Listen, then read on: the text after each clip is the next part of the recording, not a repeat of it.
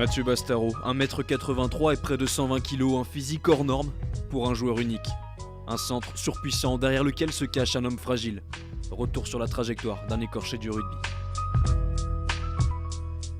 Tout démarre dans un centre aéré, le hasard des rencontres, le destin, la route de Mathieu Bastaro se trace bien vite. Tous les mercredis, il y avait une animation. Et là, c'est tombé sur le rugby. J'ai bien aimé, j'en ai parlé à ma mère.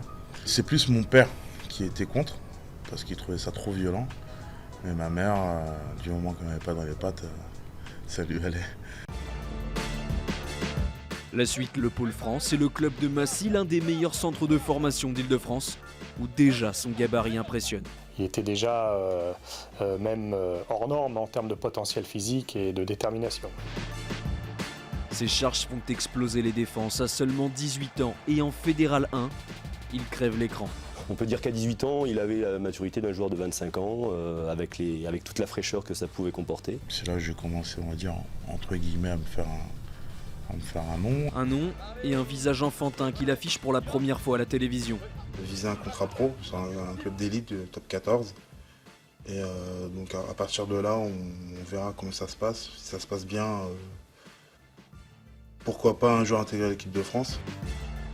La progression de Bastaro est linéaire mais prend un virage totalement inattendu en fin de saison. Le 15 de France frappe à la porte du club de Massy. Bernard Laporte l'avait appelé en fin de saison. Déjà qu'un joueur de Fédéral soit appelé en équipe de France, je pense qu'il n'y a pas eu beaucoup d'exemples dans l'histoire du rugby. Je pense que pour tout le monde, c'était surréaliste. Personne s'y attendait. Si Mathieu, ce jour-là, se ne blesse pas, il part avec la grande équipe de France à 18 ans, en jouant en Fédéral 1 pour aller faire une tournée en Nouvelle-Zélande.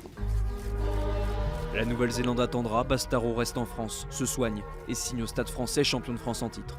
Je dirais pas que c'était une évidence parce que quand je jouais à Massy, l'ennemi c'était le Stade français. Je suis venu pour travailler, pour progresser. Je veux dire, devant moi, j'ai des joueurs comme Brian Liebenberg, Mirko Bergamasco, Guillaume Boussès, même Stéphane Glas qui est une référence. Première année pour apprendre, deuxième année pour briller, à peine titulaire au Stade français. Marc Lièvremont, le sélectionneur, fait appel à lui. À 21 ans, il découvre les fils interminables, les autographes à la chaîne et le 6 Nations. Ça va être un gros test, une grosse évaluation encore. Je pense que je vais jouer deux très bons joueurs. Voilà, un autre test et un autre palier à franchir.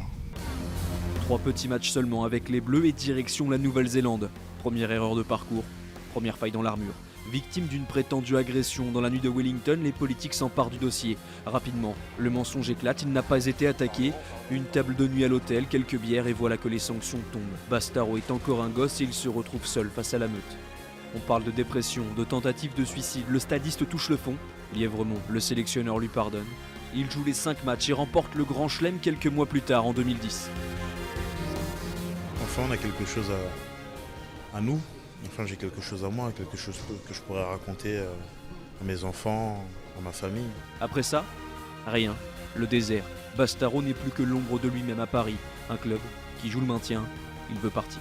Moi, à l'époque, mon modèle, c'était Tadon Maga. Et comme lui,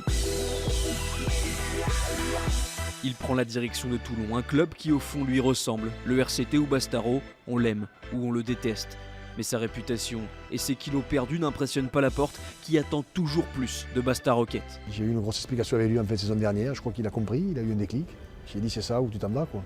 Sur la rade, à force de travail, il devient indiscutable, la clé de voûte de la défense. Le francilien s'épanouit dans le Var, Saint-André rappelle à lui un joueur qui retrouve l'équipe de France avec un sourire d'enfant. Je savoure mes premières minutes avec le groupe et